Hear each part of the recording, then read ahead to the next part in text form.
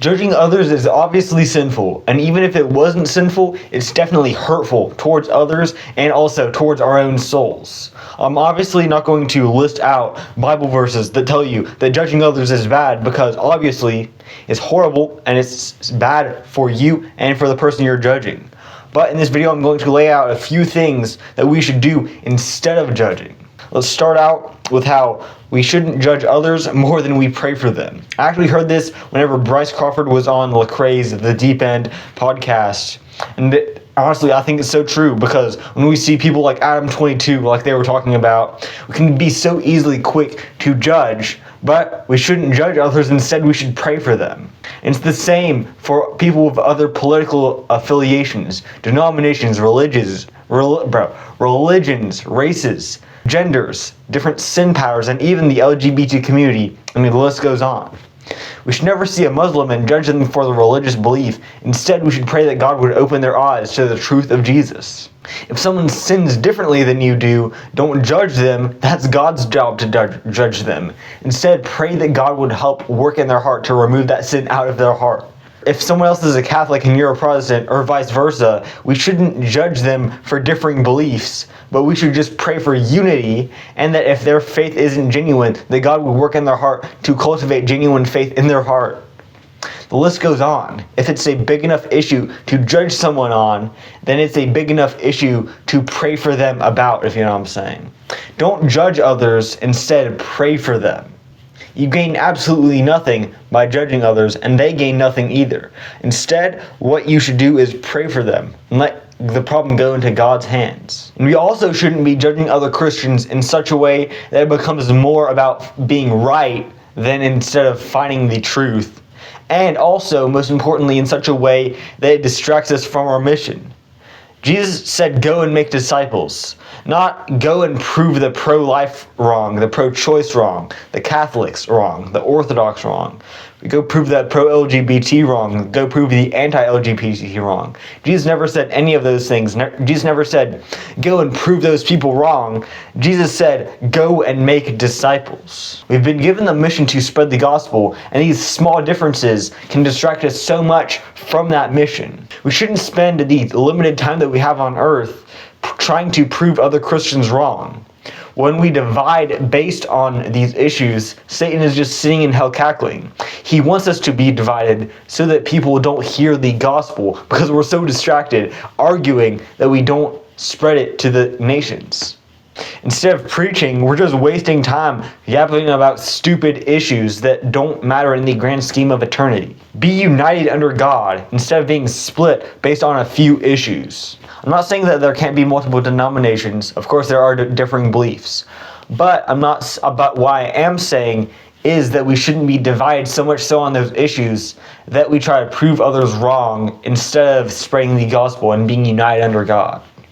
Honestly, we aren't going to change anyone else's mind. So we just need to pray that if they're right, that God would open up our eyes. And if we're right, that God would open up their eyes. Not trying to argue, because that will get you absolutely nowhere. And finally, let your success be defined by servitude of others rather than other things. For example, when people chose to judge people, Jesus chose to serve them. Let's have a look at Matthew 20, 29 through 34. I'm just going to pull it up on my phone. I don't feel like going over there to grab my Bible, but yeah, let's do it. Here it is, Matthew 20, 29 through, I think, 34. Yep. And as they went out of Jericho, a great crowd followed them. And behold, there were two blind men sitting by the roadside.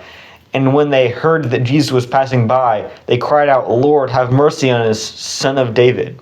The crowd rebuked them, telling them to be silent. But they cried out all the more, Lord, have mercy on us, Son of David. And stopping, Jesus called them and said, what do you want me to do for you? And they said to him, Lord, let our eyes be opened. And Jesus in pity touched their eyes, and immediately they recovered their sight and followed him. Here, as you can see, people were judging and rebuking these blind men who really just wanted help from Jesus. Instead of going to servitude, they immediately went to judgment, which is so often what we do. When we see a homeless person, we judge them instead of trying to help them. When we see someone who needs help, we can judge them so often instead of actually helping them and showing God's love to them. And also, our success should not be defined by our money, fame, or even how well we followed the rules or avoid sin. Instead, just like how Jesus lived, our success should be defined based on servitude of others. When others choose to judge, you should be like Jesus and serve. And we shouldn't serve others to be seen or just because we feel like we need to, but it should be pleasurable to us. Let's have a look at Matthew 6:1-4. Beware of practicing your righteousness before other people in order to be seen by them, for you will have no reward from your Father who is in heaven.